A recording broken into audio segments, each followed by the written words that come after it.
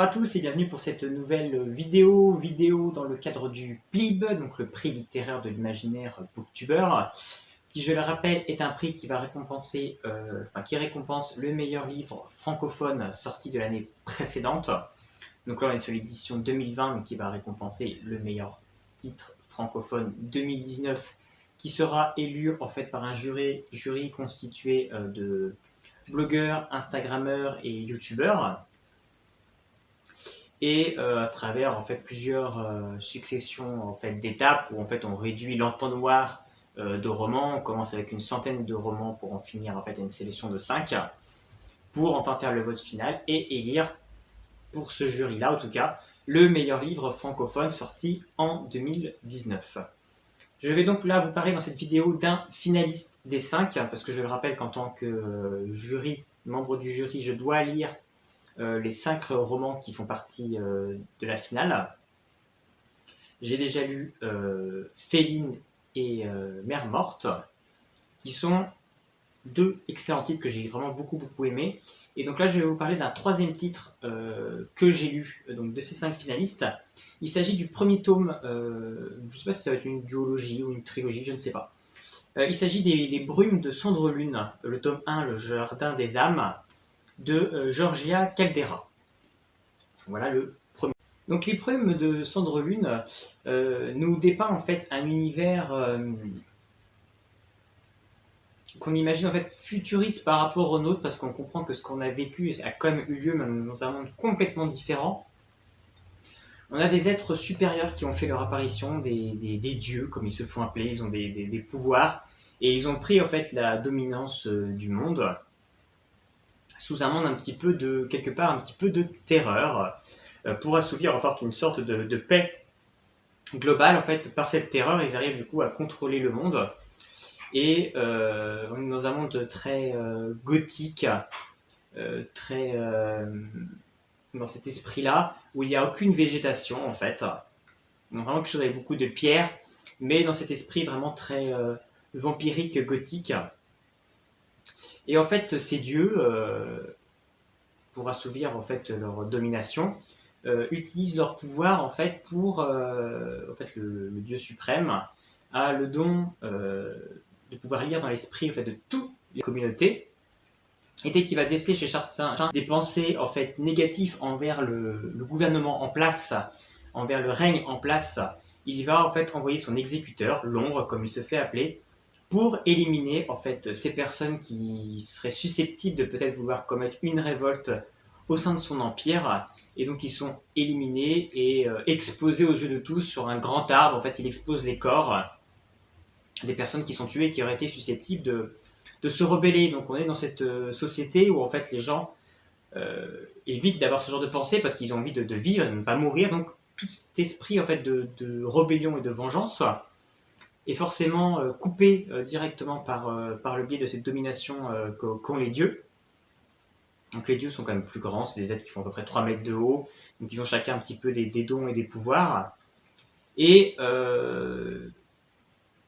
on va suivre en fait une famille au départ. Et on comprend que le père a eu des pensées un petit peu à l'encontre de la société actuelle, et donc il se trouve que ce soir-là, c'est eux qui vont être victimes en fait de la trappe de l'exécuteur, pour être donc éliminés le père et la mère à cause de leurs pensées. La fille, Céphise, pour avoir voulu défendre ses parents, va être emmenée et punie en fait. Elle va perdre un bras et un pied, remplacé peut-être par un automate, qui lui permettra en fait à cet automate d'avoir encore une meilleure emprise par le dieu pour avoir accès à ses pensées. Et son frère est emmené lui pour devenir en fait un garde de l'exécuteur. Et là aussi, on comprend qu'en fait, les gardes de l'exécuteur sont aussi des espèces d'hybrides entre l'homme et la machine, donc on ne sait pas trop ce qui va devenir. Et en fait, des années vont passer après derrière, et on va retrouver Céphise à 17 ans, où on se rend compte qu'elle vit un petit peu en deçà de la société. Elle travaille beaucoup, elle fait tous les rites en fait, de croyances, etc. pour rentrer dans le moule, même si ses pensées, en fait, elle n'a qu'une obsession, c'est de se venger en fait, de l'exécuteur et des dieux qui ont tué sa famille et qui ont détruit sa vie. Bizarrement, ces pensées ne sont jamais décelées par le dieu. Elle ne sait pas trop pourquoi, même si elle a un talent caché, Céphise, qui elle suppose est la protection que va lui porter. Enfin, c'est ce pouvoir sans doute qui la protège en fait de cette dominance des dieux. Et elle joue d'un instrument de musique. Je préfère en parler, je ne vais pas en rentrer plus, mais du coup elle joue un instrument de musique le soir. Et une personne en fait dans le château des dieux lui répond aussi en jouant de la musique. On va également voir un petit peu plus au niveau des dieux, d'autres personnages au niveau des dieux. On va suivre Verlaine qui lui est une sorte de demi-dieu, un mi-homme, mi-dieu, qui lui aussi a un très très lourd secret, un très très lourd pouvoir à double tranchant, vraiment très très difficile. On suit également un autre dieu qui est au courant en fait du secret du Seigneur des dieux et voilà, il tombe amoureux d'une personne qui donc il ne faudrait pas. On va rentrer un petit peu plus dans les histoires. Et puis on découvre un petit peu aussi des personnages qui sont autour de ses fils, dont Halfdan, qui est un jeune garçon qui a un petit peu les mêmes idées que ses fils et qui aimerait peut-être faire une rébellion. Et il trouve dans les vieux papiers un dessin de sa mère morte. Et en fait, sur ce dessin, en fait, c'est une espèce de propagande en fait pour l'anti-dieu, comme quoi en fait les hommes devraient se révolter. Et il décide avec ses fils de placarder en fait ces dessins partout dans la ville, pour se disant que si tout le monde a la même vision, en fait, les dieux ne pourront pas punir tous les hommes de la communauté parce qu'ils ont eu des pensées révolutionnaires, et donc ils décident de faire ça à la nuit tombée pour que personne ne puisse voir leur visage, personne ne puisse savoir que c'est eux qui ont fait ça. Et en fait, cet acte qu'ils vont faire d'afficher ce dessin va entraîner toute une succession d'événements qui vont donc entraîner les aventures de Brume de Cendrelune.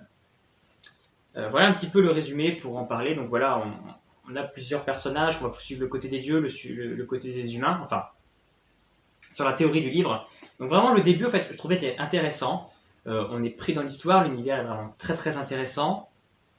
Les personnages sont plutôt bien. L'idée des pouvoirs, j'ai trouvé ça... Enfin, les idées des pouvoirs qu'elle a mis en place sont plutôt bons. Surtout celui de Verlaine, j'ai trouvé vraiment ça vraiment très bien trouvé. Ça ajoute vraiment une très grande profondeur. On est un petit peu dans l'idée des pouvoirs qu'elle a un petit peu dans le Faiseur de rêves de Lenny Taylor chez Humaine. On est un petit peu dans cet esprit-là. Donc vraiment, j'ai vraiment beaucoup aimé ce côté-là. Surtout tout le long en fait, du pouvoir qu'elle va développer autour de Verlaine jusqu'au bout du livre, jusqu'à la révélation finale de ce premier tome.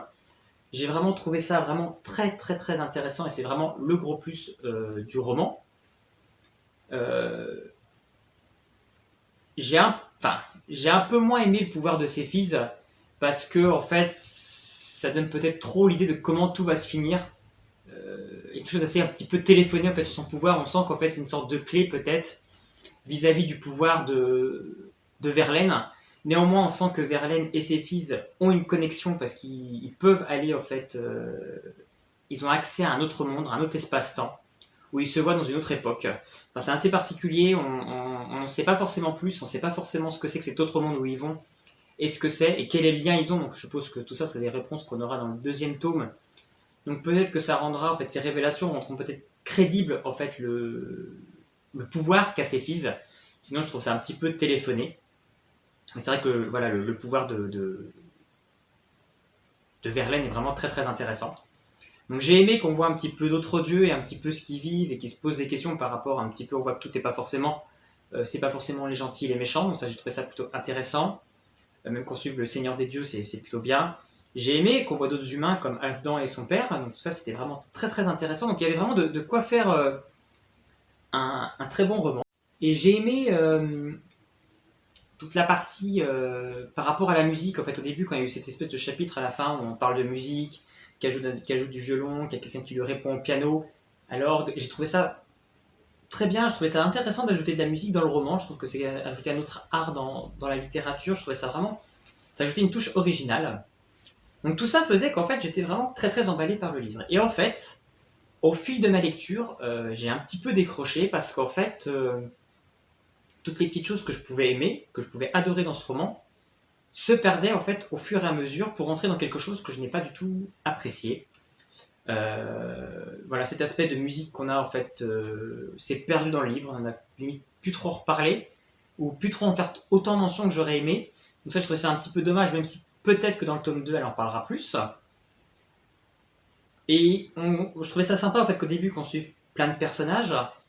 Et au final, cette deuxième partie de roman se concentre vraiment en fait sur Céphise et Verlaine et sur une espèce d'histoire d'amour qui se crée en eux, qu'on s'en doutait tellement qu'en fait, passer des chapitres et des chapitres dessus, je trouve que c'est déjà vu et revu alors qu'il y avait en fait un univers riche et plein d'autres choses en fait à parler et à travailler. Donc j'ai trouvé ça très dommage en fait de se concentrer là-dessus et de se focaliser dessus au détriment en fait des autres personnages parce qu'en fait à partir du moment où on rentre en fait dans cette lecture en fait d'histoire d'amour entre Céphise et Verlaine, Halfdan on le voit plus le côté des humains, même le côté des autres dieux on le voit aussi beaucoup moins. Donc ça j'ai vraiment trouvé ça dommage parce que je trouve que l'univers est tellement riche et pourquoi en fait se rentrer en fait dans cette histoire d'amour qui n'apporte pas forcément tant de choses en fait, enfin on s'en fout un peu quoi, c'est pas ça qu'on veut, enfin c'est pas ça que moi je veux, c'est j'en veux plus en fait au niveau de l'univers, au niveau de la psychologie des personnages, sur leur côté tourmenté et pas sur cette histoire d'amour naissante entre les deux qui est tellement prévisible que ça en devient presque pas intéressant en fait. Et c'était plutôt les autres idées originales qu'elle a pu développer que j'aurais aimé voir beaucoup plus abouties. Donc c'est vrai que je trouvais ça dommage qu'on voit plus les autres personnages, qu'on parle moins de la musique, qu'elles sont moins centrées au cœur du roman, et que on se centre en fait sur cette histoire d'amour. Donc ça m'a vraiment décroché un petit peu au niveau de la lecture.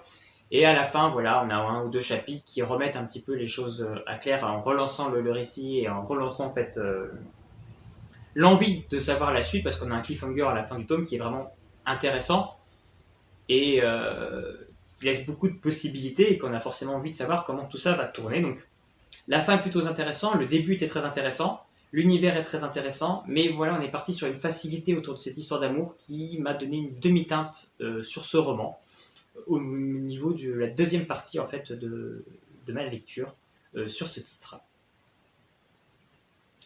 Donc voilà, donc si vous aussi vous avez lu les brumes de Cendrelune, n'hésitez pas à me laisser un petit commentaire pour me donner votre avis, qu'est-ce que vous avez aimé, qu'est-ce que vous n'avez pas forcément aimé dans ce roman. Et puis sinon, on se retrouve bientôt pour une prochaine lecture. À bientôt.